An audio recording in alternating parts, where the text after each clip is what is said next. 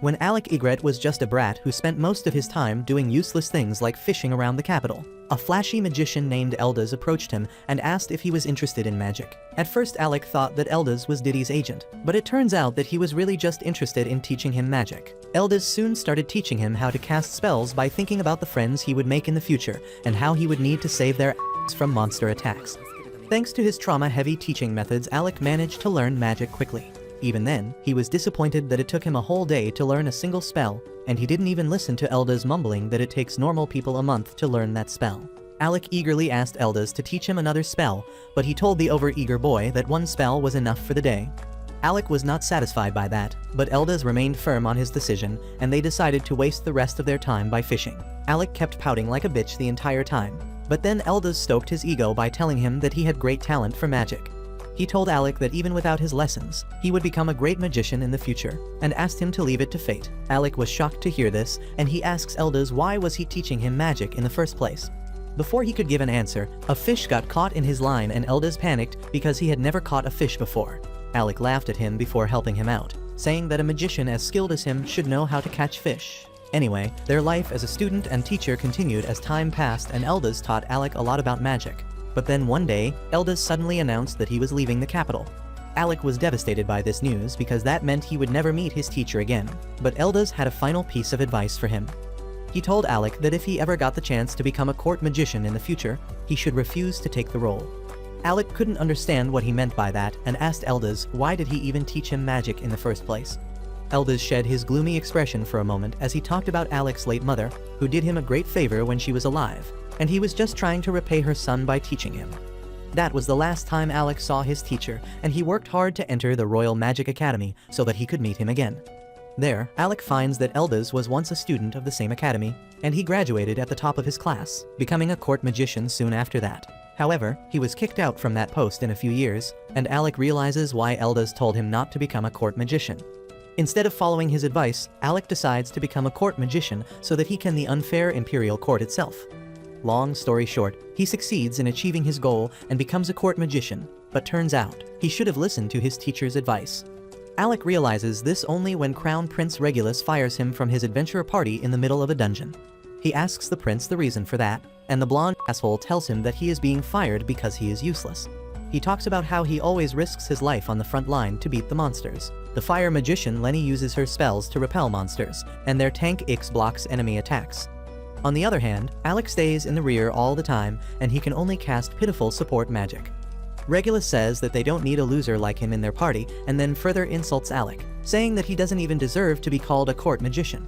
Alec tries to explain the reason why he only uses support magic, but Regulus doesn't want to hear his answer. Lenny also agrees with him, calling Alec a coward who doesn't have the guts to go deeper into the dungeon, and he is always holding them back. Ix silently nods in agreement as well, and then Lenny says that they have put up with him all this time because the king ordered him to join their party. However, now that the prince has decided to kick him out, she sees no reason for behaving politely with him. Regulus says that Alec must have gotten the top score at the academy by giving a handy to the professors for extra credit. He then asks him why does he have a dagger on him when commoners are forbidden from carrying weapons.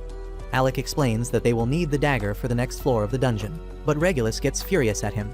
He takes the dagger away and grabs Alec's collar, telling him that no one on his party disobeys him. The prince then snatches away his court wizard robe, telling him that he doesn't deserve it. Alec is left devastated at this, and he has no choice but to leave the dungeon. However, despite being fired and insulted, he still wants to help Regulus and the party.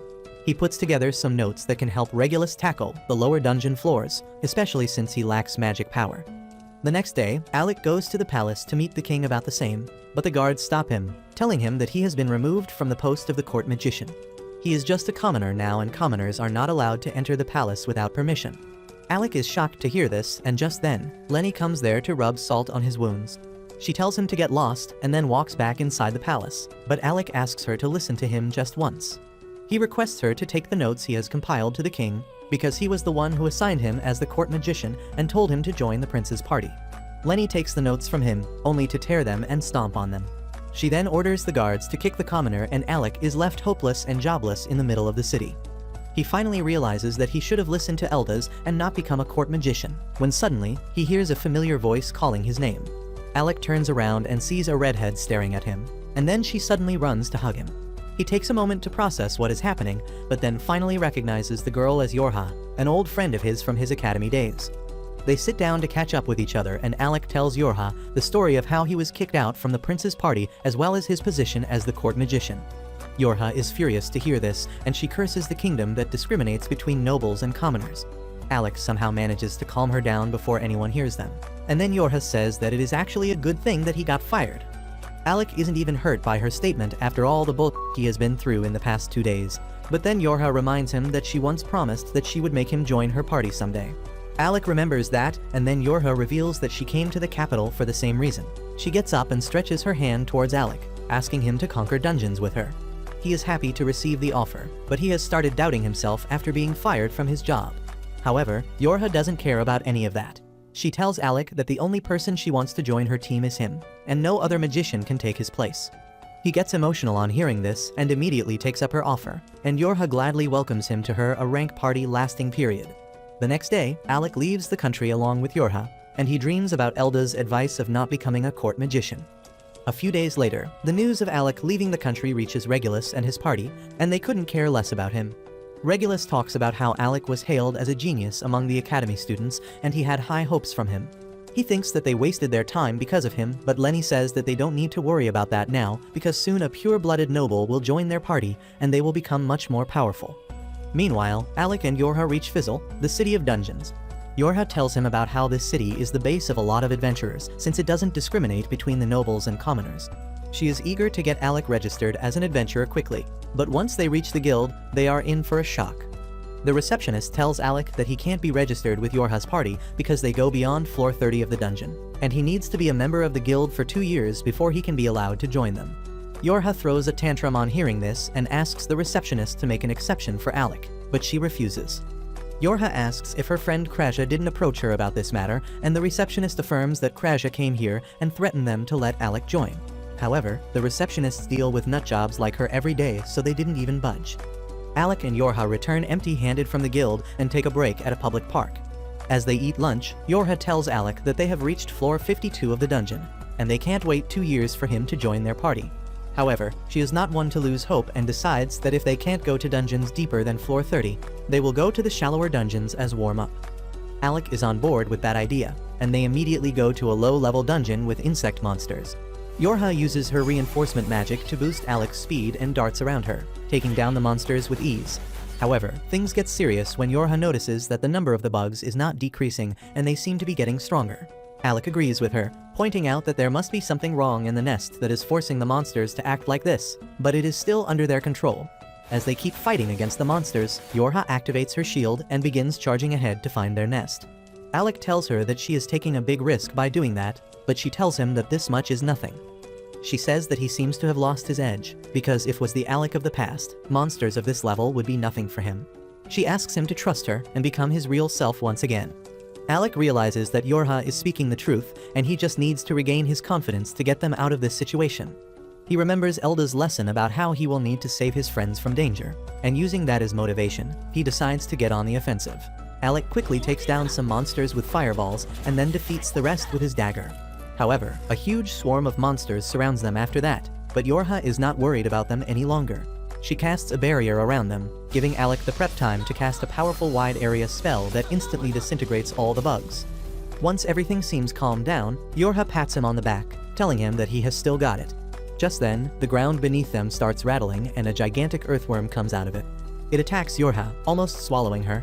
Alec tells her that he will save her and she just needs to activate her shield. Yorha fully trusts him, and she activates her shield spell as Alec summons a fire serpent and attacks the earthworm with it, turning it to ash. Yorha is completely unharmed by the fire, and as she descends to the ground, she runs towards Alec. She says that he is still the strongest attack mage she knows, and their fight reminded her of their academy days. Back then, they were struggling against a 5-headed dragon that was too tough for their weapons, and its attacks were too relentless. However, Alec obliterated the monster with just one spell after enough prep time. Thanks to that, they were able to clear the 68th floor of the dungeon and created a new academy record. And now, Alec is going to join the same party of friends again. Back when they destroyed the level 68 boss and returned back to the Magical Academy, they were hailed as the best batch of students the Academy has seen in a long while. and even their midget of an instructor named Rosie knew that there was something different with these 4 students, as they seemed to blend in with each other and work together with unmatched synergy. They all returned from the dungeons with bruises and cuts, but with wide smiles on their faces, as they just beat the all-time record of reaching and crossing the level 68 dungeon. And not only did they beat the record, they utterly smashed it, since the last strongest party was only able to reach till the 32nd floor. Finally, the day of graduation came when Rosie the midget released their scores, with Rain being 4th in class, followed by Kraja, who was 3rd, then Yorha, who was the runner-up, and finally Alec, who was the best scoring student by far in recent history, and the class valedictorian. They were all happy and full of hope back then, as they made fun of their instructor and got beaten up for it as well. While they were leaving the academy together, the remaining students were all jealously watching what they thought was the conception of one of the best parties that they would ever see. A party which is definitely going to gain a legendary status, not knowing that Alec would soon decide that he doesn't want to pursue his career as an adventurer, and instead wants to become a court magician. His party members are stunned by this news, but they do realize that the job of a court magician is comparatively easier with much better and stable pay. Even though they were disheartened by this, they never blamed Alec for that and wished him good luck in the future, while Yorha promised that someday they would again be in a team together. In the present, that promise seems to be fulfilled, as Yorha and Alec celebrate in a bar, where after only taking a single glass of booze, Yorha is completely blackout drunk. She starts getting angry about the fact that they are not allowed to go in the deeper dungeons yet, but soon ends up sleeping right there on the bench. Alec smiles at her, remembering how she was basically the same even during their academy years. Like a true simp, he puts his jacket on her so that she can sleep a little warmer. But one of the people inside the bar doesn't seem to like simps, since he is on a Sigma grind. He walks up to Alec, making fun of him for being a beta male, but Alec completely ignores him, since the man is a fan of Andrew Tater Tot. He obviously has anger issues, so he raises his bottle to smash it on Alec's head. But Alec uses a mana shield effortlessly to block the attack, before turning to face him. The man smiles at him, happy at the fact that he finally got some attention. He already knew that Alec was a court magician, and claims that he wouldn't expect someone as elite as him would be roaming around trying to become an adventurer. This sudden change in his mood surprises, but what surprises him more is the fact that the big burly man takes out a card from his pocket, which turns out to be an adventurer's pass, and puts it down on the table in front of him. Alec is confused and asks what the hell is he doing, but the man simply replies that it's a token of apology for testing him with the bottle. But he also puts another condition that Alec must show him his magic if he wants to take the pass. Alec is still confused, when suddenly Yorha, the idiot, wakes up groggy and calls the man the guildmaster, asking what is he doing here. Alec is at a loss of word, wondering why would the guildmaster just give him a pass. But the man seems to be chill like that, and hands it over before taking them to the training ground. He claims that this is the underground training area where he tests the parties who want to level up, and this is where Alec will show him his strength. Yorha claims that this might not be the best time, since Alec has been drinking for a while, but Alec claims that he still has enough mana left to fight. The guildmaster formally introduces himself to Alec as Levy, and that immediately rings a bell in Alec's head, as he realizes that the guildmaster is a very powerful mage who used to lead an S-ranked party a while back. The guildmaster laughs, claiming that those are blurry memories now, and clarifies the requirements, which is very simple. Alec has to impress Levy with his magical skills, and that's all. With that, they both get ready for the sparring session, and Alec takes the first step as he uses his offensive Thunderbolt magic, which is expertly dodged by Levy, who in turn uses water magic and throws water balloons, I guess. Alec dodges them and realizes that the guildmaster has the upper hand in terms of range, so he will have to try some other strategy. He decides to turn the fight into a close quarters combat, but to his surprise, instead of backing off, Levy slams the ground with his fists and uses reinforcement magic on himself, boosting his speed a lot. He then dashes towards Alec, sidestepping him at the very last moment, and starts revolving around him at an incredible speed, before trying to land a solid punch, which Alec barely blocks with his mana shield. The shield, however, ends up shattering due to the sheer force of the blow, and he gets blasted into the walls. Levy is impressed by his durability though, claiming that not many people could survive that punch, but Alec walks out of the cloud of dust, claiming that Levy is indeed a true S-ranked adventurer. Seeing his nonchalant nature confuses Levy a little, who expected him to be scared and worried. But Alec claims that he is continuously forgetting that he is no longer the court magician, who are bound by a bunch of rules and are only able to use defensive magic. Since he is now not bound by anything, he can truly let go and use his full arsenal of magic attacks. Levy laughs at this and tells him to come at him full force, and Alec takes out his stiff wood once again, but this time he turns it into a magical blade. Levy gets ready for his attacks and again throws water water balloons at him, but this time Alec manages to dodge the first one. Before slashing the next, he pretends to go on the offensive, which forces Levi to do the same, but this was all a plan, as when Levi uses his self-boosting magic and dashes towards Alec, he lays down a trap and explodes him with a thunderbolt before slashing through him to the other side. Levi stands still for a couple of moments, claiming that Alec truly is something else as he already overpowered his magic. But to Alec's surprise, Levi isn't done yet and activates his trump card. He brings out magical gauntlets covered with dragon scales, which gives him an immense boost in strength, and with all that power, he rushes straight at Alec, who barely dodges the hit. The punches create a crater on the ground, but Alec is not ready to back off as he then uses his lightning spell on him, but Levi simply shakes it off, completely ignoring the hit. Levi pushes through the attack and tries to punch Alec, who blocks the hit with his shield, but gets pushed back. He wonders what he could do next to deal with this monster, but Levi has more tricks in his bag as he uses a special ability of his gauntlets, which heals him of any injuries. Levi realizes that the more he drags out the fight, the worse his chances of winning are. So he decides to push the attack and starts slashing and hacking at Levi, who manages to block every single strike,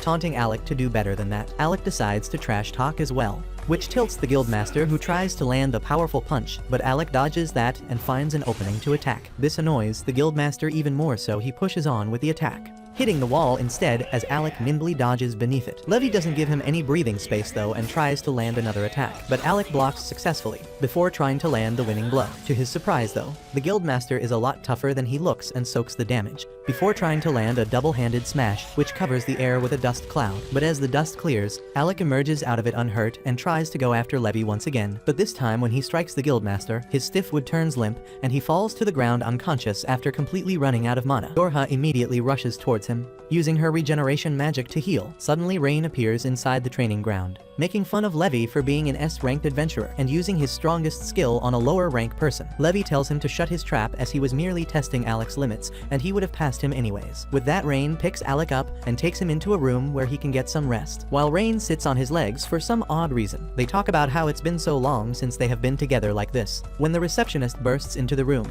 claiming that she urgently needs the guildmaster. Levi grabs her face and drags her out of the room with him, while Rain grabs a bunch of booze and asks Yorha to tell him everything that happened with Alec. By the time she was finished, Rain was shaking with anger as he realizes that the people in his party made him carry all their stuff, had them do their inventory, never let him use any magic apart from defensive one, and didn't even let him carry a dagger with him. He suddenly turns towards Yorha and asks how exactly did Alec even use defensive magic since that was his job at the academy, and Alec was never any good at it. Yorha replies that he learnt it from scratch and worked at it till he became good enough, and now his defensive magic is almost as good as hers. He realizes that even after babysitting the crown prince for all that time, they still banished him by calling him worthless. He ends up shattering the bottle in his hands in anger, which wakes Alec up. He is a little surprised to see Rain here, while Yorha happily exclaims that the guildmaster gave him the pass. This makes Alec really happy, as now they can all move towards the higher level dungeons as a party. But Rain tells them that it can wait as before, that they need to do something else. Alec has no idea what the hell is he talking about, but Rain explains that first they need to take revenge. For that they will enter the royal city and sneak into the palace,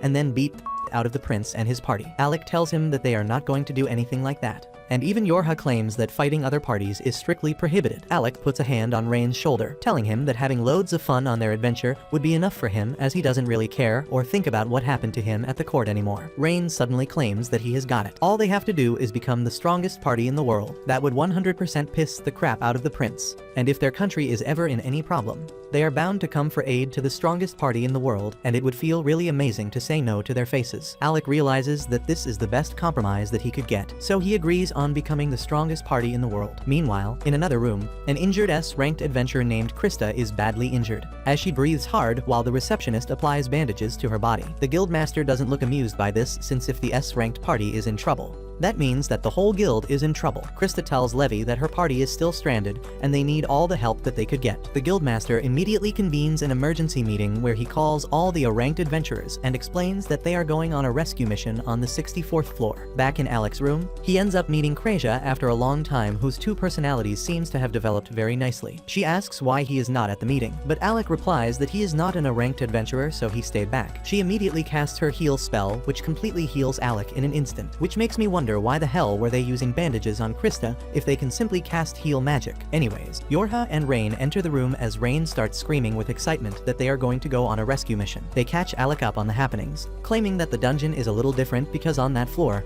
you can't use magic, so you are completely dependent on potions. And since the S-ranked party got completely wiped out, they ended up sending Krista alone to get help. Alec asks Kraja whether she was fine working in that dungeon since her speciality is healing magic, and he replies hotly that she opposed it. But the idiot Rain overruled her and used his veto to enter the dungeon. They start bickering with each other, when Yorha turns towards Alec, claiming that it should be up to him whether they go into the dungeon or not, since he is going to have the main and the hardest job dealing with the main floor boss. Alec agrees to the mission, and soon they head out towards the dungeon. And standing in front of the entrance, Rain claims that this is going to be the start of the legend of their party. They quickly reach the entrance of the dungeon, which has an affinity which doesn't let anyone use healing magic, forcing them to rely on potions and on dodging the attacks as much as possible. The target level where Krista's guild members are stuck is near level 64 boss, but before they could reach that they would have to clear all the other levels, including defeating their bosses as well. Rain realizes that if they go level by level they would be too late, but Yorha pulls out a magic crystal, claiming that Krista gave it to them, and with this, they could skip all the other levels and straight up teleport to level 64. Alec realizes that it must be a super important and rare magical item, but Krista is more focused on saving her teammates before anything else, so she even gave the other party these crystals to directly reach the target level. Yorha tells them that the level 64 boss is apparently an undead, which means that Kraja will basically be useless, and since Ha herself is a support mage, that means that the majority of the battle would depend on Alec alone. Rain tells him to save his mana as much as possible,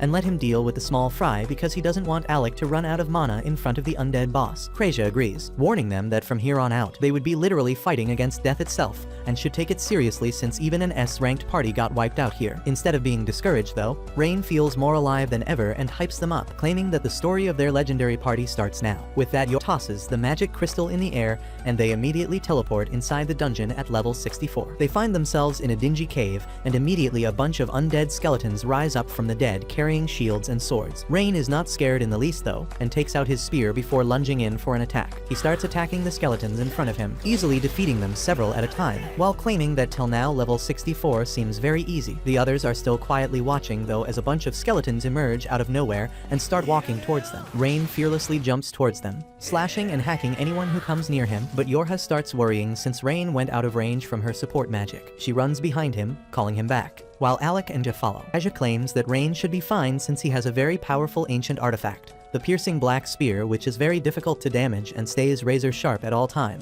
A perfect weapon for a brainless idiot. Alec calls Rain out, asking whether he needs any help, but he tells them that this is child's play for him and keeps destroying any and all enemies that come near him. Alec smiles and starts walking alongside when suddenly he feels a weird presence behind him and instinctually shoots out a lightning bolt towards it. When the dust clears, he doesn't spot anyone there, and even Ja is confused as to what he is doing. He tells her that he thought someone was behind her, but it might have been a false alarm, when suddenly he decides to check something out and draws out his sword before blinding charging forward and slashing the air. Immediately his strike is blocked by an invisible entity, who then reveals itself to be the Grim Reaper. Rain smiles at him, claiming that Alec doesn't seem to be as washed up as he thought, telling Alec that he already knew that an invisible enemy was nearby, but he is no good at dealing with them. The Grim Reaper pushes Alec back and tries to attack, but he deflects the hit before jumping back towards Rain. Alec realized that Rain was confident in his abilities and trusted him as a friend and comrade to defend him behind his back. He realizes that he hasn't felt this kind of connection in years, which fuels him full of energy as he jumps up in the air with his magic sword and slashes through the Grim Reaper, killing it immediately. He turns back towards Yorha,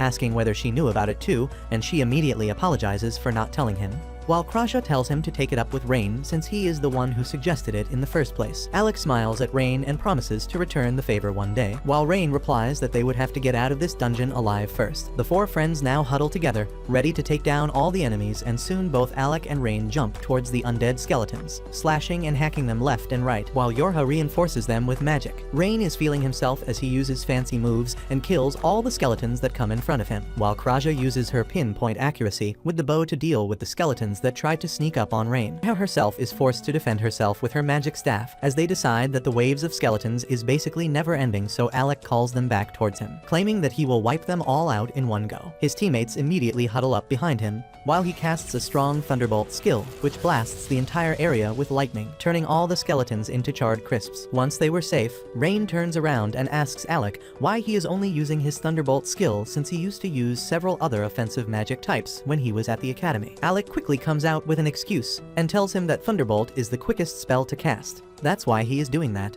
But Rain knows that he is hiding something, but decides not to push it further since they are on a time crunch. They suddenly hear a monstrous roar coming from the front, and they assume that it must be the boss room. Rain immediately gets ready, and after Yorha's reinforcement magic, he runs faster than Usain bolts towards the sound. Alec is impressed both by Rain and by Yorha's magic, while he and the other two girls follow Rain towards the end of the tunnel. Once outside in the opening, they find Rain sitting atop a ledge watching a giant monster chasing a bowl-cut adventurer all around the place. Alec immediately wants to save the guy, but Rain doesn't seem too interested, claiming that the mage running around is named Loki, who is the biggest jerk of a party called Rechroma. Krasha nods, claiming that Loki is a really crafty support magician. Alec, however, can't believe all this while Loki runs pathetically, screaming at Rain to help him, promising to haunt him every single day if he dies here. Rain, however, doesn't seem to care about his curses and watches with disinterest. But when Loki trips to the floor and it seems that the monster will get him, Alec immediately gets ready to jump into action. Krasha, however, tells him to wait and watch, since this is Loki's signature style. Alec watches as the monster walks towards Loki when suddenly a trap spell gets activated beneath it, blasting it with lava. Alec is shocked to see it, while Krasha tells him that Loki is a really crafty magician. The monster stumbles and ends up activating another trap spell, getting hit by several more fire blasts. Loki turns around and starts laughing at the monster, claiming that only an idiot would trip in a situation like this. But his smile soon turns upside down when the enraged monster decides to end it all with a powerful magical blast. Loki realizes that he is going to die right here, and would have been killed, but Rain ends up saving him at the very last second. Loki can't believe that he is still alive, while Alec and the girls descend down to face the enemy. The monster tries to attack Alec, but Yorha saves him with her magic shield. Alec tries to use his thunder spell, but to his surprise, the monster immediately turns around and starts charging towards Rain and Loki. Alec shouts and warns them of the oncoming danger and uses another thunderbolt spell which hits the monster directly, but as the dust clears, he realizes that his spell wasn't strong enough to stop it. Rain realizes that the monster is going to catch up to him, so he uses a last resort tactic and turns towards the monster, running in between its legs to juke it. He then throws Loki towards Krasha, who falls to the ground alongside the crafty support mage, while Yorha tells Krasha to take Loki to the ledge while they deal with the monster. Rain immediately gets in position and takes out his spear, ready for the attack. They wait till Krasha gets Loki to safety and then get ready for the final showdown. Yorha uses her magic to boost all the stats for Rain, who rushes towards the monster, dodging its attack and jumping up in the air, before delivering a spear thrust to its face. The monster turns out to be much tougher than he imagined, though, as it shakes Rain roughly and manages to throw him off to the ground. Yorha rushes towards an injured Rain, but the monster immediately tries to crush him. Thankfully, Yorha manages to cast her shield magic, blocking the attack, giving Rain time to recover. Alec, on the other hand, seems to be pretending as if he is in an orchestra, and creates 5 magic circles around the monster. Loki comments that creating 3 magic circles is difficult enough, and for him to be able to create 5 at once, he must be a genius. Krasha replies that he can do much more than that, and to Loki's surprise, Alec manages to create 20 magical circles all at once. The monster tries to rush at them, but Rain jumps up its body and stabs it in the tail,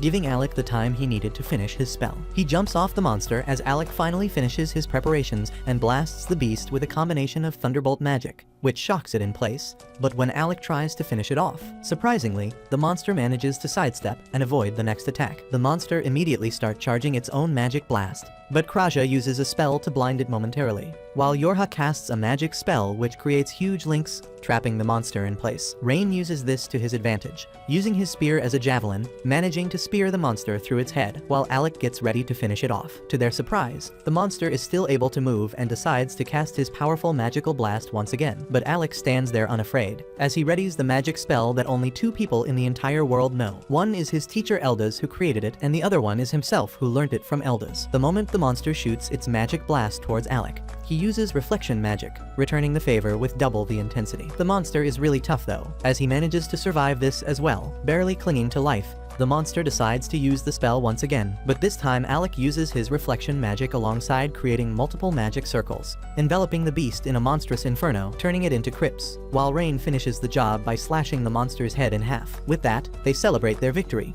but interrupts their celebrations, thanking Alec for the help, telling him that he knows about him as he is the court magician. Alec responds that he left that job, and Loki replies that it's a loss for the prince and his party. He then drops the bomb on them by claiming that the monster they fought was not the actual floor boss, but one of the sub-bosses who was stupid enough to chase him and got itself isolated. This really shocks Alec and the party, who wonder how strong the actual boss will be if the sub-boss gave them so much trouble. Loki reveals that the sub-boss is actually a necromancer, dressed as a knight in black armor. He claims that physical attacks don't seem to be all that effective, and are only good enough to buy some time. He then turns towards Alec and presents a magic wand with a cross at its head. Alec seems to recognize it, while Loki reveals that it's an ancient artifact, and the wand immediately turns into a sword in Alec's hands. Rain is not convinced, however, asking why would Loki give away such valuable item, but Loki simply laughs, claiming that he intends to use Alec as bait in the vanguard. They are all shocked and confused by it, but Loki explains that Alec looks like a weak mage, and if they put him in the vanguard, he would look like an easy target, drawing the boss towards himself. They can then set up an ambush, defeating the boss and bathe in the glory of defeating an S-ranked monster.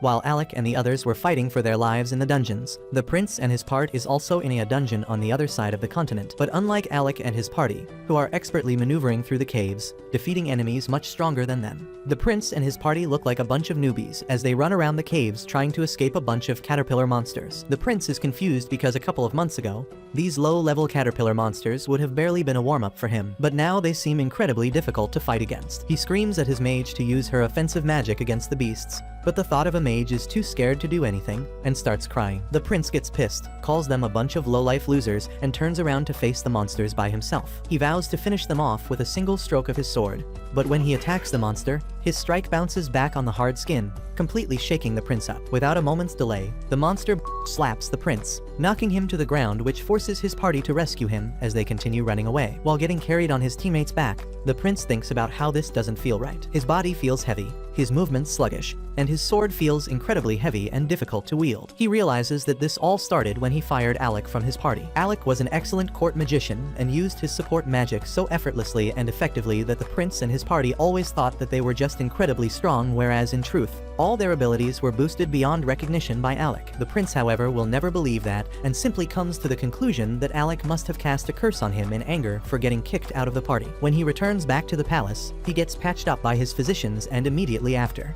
he calls his personal mage Vogan to check what kind of curse he is dealing with. Vogan checks the prince for a while before revealing that he is not cursed at all. The prince finds it hard to believe, telling Vogan to recheck, as there is no way he would have so much trouble dealing with an easy level 30 monster considering that he has gone beyond level 40 floors. Vogan thinks for a moment before replying that the reason might be because he doesn't have any support magic now. This pricks the prince's ego as he haughtily replies that he has no need for any support magic, as that is utterly useless and only used by adventurers who are extremely weak. Vogan knows that the prince is a little head who doesn't know anything, but he refrains from speaking his mind, and instead asks whether Alec didn't warn them that the 30th floor might be a little difficult since magic reinforcement doesn't work there. The prince replies that Alec is a common peasant, and he wouldn't know anything about it. But Vogan doesn't really believe that. He replies that Alec was in the legendary party that broke all previous records and went down till floor level 68 before their graduation. The prince simply laughs at this, claiming that no common peasant could even dream of doing something like that, and tells Vogan that these tales are spun by the plebs to make themselves feel better. Vogan realizes that it's useless talking to a brain like the prince, but before he could reply, a messenger opens the door and instructs the prince to present himself at the court, since his father, the king, wants to talk to him on the matter of Alec, the former court mage. The prince gets up and leaves for the court alongside Vogan. He finds his father sitting on the throne and asks what he wants to talk about. The king asks the prince whether he remembers the court mage Eldas. The prince doesn't really have any idea about it since he was very young at that time. So the king tells him that a good while ago, a noble with the name of Eldas came to him as a court mage. His family was influential, so it was easy for him to be recommended and chosen as the mage. But Eldas was different from the mage who came before him. He constantly fought back against discrimination and told the king that they need to change the way this kingdom works. Angry at this slight, the king ended up banishing him and stripping him of all his titles and family name. Hearing this, the prince chuckles to himself, claiming that it was what the fool of a mage deserved, since even a noble can never talk to a king like that. His father looks at the prince with sad eyes, claiming that Eldas was different. He ended up enrolling in the Magic Academy as a commoner and aced his classes, graduating the academy as the top student and the valedictorian. Because of that, he was chosen once again as the court mage, but this time purely because of his skills and not because of his family standing. The king claims that Eldas kept bugging him for another year or two about how they should treat commoners better, as some of them have incredible skills, one of whom even saved his own life. But King never listened, and one day Elda's simply disappeared. The prince is confused as to why his father is spouting all this bullshit. But finally the king comes to his point. He tells the prince that it's time that they should reform how the kingdom works since they need commoners with talents such as Alec. The prince couldn't believe his ears, replying that Alec was a useless pleb who was good for absolutely nothing. But the king simply produces a torn up parchment left by Alec with details of the entire 30th floor mapped with all the monsters found there and the exact way of clearing it. The king claims that only someone who has cleared the 30th floor multiple times will be able to write all the different ways of clearing it with such detail. The prince is shocked and tells his father that they can't ask for a commoner's help, as this is against what he was taught since childhood by the king himself. At this, the king looks down in shame, claiming that his own ways have been incorrect in a lot of ways, but he is going to correct them one by one. Starting from here, the people will be gauged based on their skills and strength instead of their class and standing. The prince stares at his father in disbelief before excusing himself from the court, claiming that he is sick. Back in the main dungeon, Loki is still plotting with the others about how they can deal with the floor boss. He tells Alec only to use the sword that he gave him, and not any magic attacks at all. Alec, however, still doesn't fully understand the plan, claiming that the monster is immune to physical hits, so what's the point of even using a sword against that monster? Raja suddenly realizes that Loki wants to trick the monster into thinking that Alec is actually a swordsman, and not a mage, so it doesn't think of Alec as a threat. But she doesn't understand the point of doing that since the monster wouldn't think that much and simply attack anything that comes in front of him anyways. Loki, however, shakes his finger, claiming that he knows for a fact that this monster is intelligent and can plan his moves ahead. More than that, this monster is also a sword master. This shocks Alec, but also intrigues him as he really wants to see a monster like that for himself. They finally agree on that plan, but the boss room is still a good distance away, which will take a bunch of time, but Loki has a solution for that, as well as he claims that they can simply teleport there. Yorha is horrified, claiming that teleportation magic is top secret, only used by the top officials of a country and no one else. But Rain knows that a sneak like Loki would probably steal it easily. He quickly starts drawing a magic circle, while Alec discusses with Yorha about how they will pin all the blame on Loki if anything goes wrong or they get caught using the teleportation magic. Alec still doesn't know whether to trust Loki or not though. Yorha replies that he is not trustworthy, but he is definitely reliable, since 2 years ago Loki led a raid on a high-ranking dungeon where he cleared it without a single casualty. Alec is surprised by that, and Yorha further claims that the party leader of Loki's group is also well known to be a good person, so it should be okay. That seems to put Alec at ease, who stands up smiling, ready for the final showdown. Once the magic circle is done, they all stand on it, and immediately the entire area starts glowing purple. Yorha is amazed to see that Loki is actually able to use the teleport spell. With that, he warns them to be ready and alert since they are going to be directly teleported into the boss room. They fall on top of Rain and immediately notice a huge dark knight looming in front of them fighting against a party of 3. The mage of that party tells one of them to run back and get more help since they need to rank a mage or even higher than that if they ever want to leave this place alive. The girl immediately runs back, while the other little fighter lunges towards the knight with an attack, which gets blocked, while the mage starts blasting his fire magic at it. This doesn't even seem to put a scratch on the knight's armor though, making the elf realize that he is completely outmatched here. Before he could think of a plan though, Rain sprints past them with an insane speed, thrusting his spear at the monster, but the knight blocks it before pushing it back. Rain gets excited as he realizes that this monster is incredibly strong, while Alec tries to sneak attack it from behind, but the knight jumps and dodges the strike. The boss immediately runs towards his new opponents, engaging them in a drawn-out back and forth of sword slashes and spear thrusts, while Kraja and Loki take the other 2 adventurers to safety, even after getting jumped by 2 fresh adventurers. The floor boss shows no signs of weakness and continues pushing the attack, forcing them back as his barrage of sword slashes continues to tire Alec and Rain out. Rain decides to try out a new trick and lunges at the monster with his sword drawn out, and just as he expected, the knight jumps up in the air to dodge the thrust. But Rain immediately pins his cloak to the floor with the spearhead, catching it in place, giving Alec an opening. Alec immediately attacks the monster, and with a single well-placed strike, beheads the knight, whose body limps and falls to the floor. Just when they thought the fight was over though, the knight regenerates and stands up headless, and starts walking towards Alec and his party. Alec realizes that this must be a headless rider, and the huge monster that they killed before must have been his mount. The headless knight bursts into top gear as it attacks them at an insane speed, but Alec barely manages to block the strike, which would have otherwise killed them all. Rain quickly lunges into attack, and alongside Alec, they manage to push the knight away. The battle is far from over though, as the knight grabs its head and reattaches it on top of its body with a burst of untapped energy. The knight again strikes Alec, who barely blocks it, but still gets blasted into a wall. Thankfully, Yorha manages to use her shield, which saves Alec's life. He quickly downs some healing potion and tags in for Rain, giving him time to regenerate as well. They continue fighting their uphill battle against the undead monster, while Loki focuses on his master plan. Finally, the time comes when Loki reveals himself on the battlefield, the entire arena aglow with purple magical aura. This immediately freaks the knight out as it realizes that Loki is a mage, which is the only way it could die. The floor boss rushes towards Loki with an incredible speed and slashes him across the chest even before Alec has the time to react. Loki's lifeless body falls to the ground bloodied. But it all turns out to be his plan since it was merely an illusion. This put the monster at the exact place Loki wanted, trapping him in a bunch of icicles. Slowing him down, Rain immediately jumps into action, and with the help of a teleportation magic trap, he emerges right behind the monster, stabbing it before backing off. The other little fighter girl also drops in to help the others, but the knight manages to slip away only to get trapped once again. This really pisses the monster off, who becomes Spider-Man and scales up the wall to deal with the mage. Knowing that Loki is a slippery person, the knight decides to go straight for Kreja. Loki, however, wouldn't let that happen and immediately jumps in between, blocking the attack with his magic blade. Yorha immediately uses reinforcement magic and creates a bunch of chains to trap the knight in place. Even though Loki is not a fighter, he manages to hold the knight long enough for the spell to trap the knight, after which Loki falls off the top in a haze, completely spent, as he looks at Alec and tells him to finish it off with his insane magic. But that's where this video ends. Remember to like and subscribe to the channel. Thanks for watching, and I'll see you next time.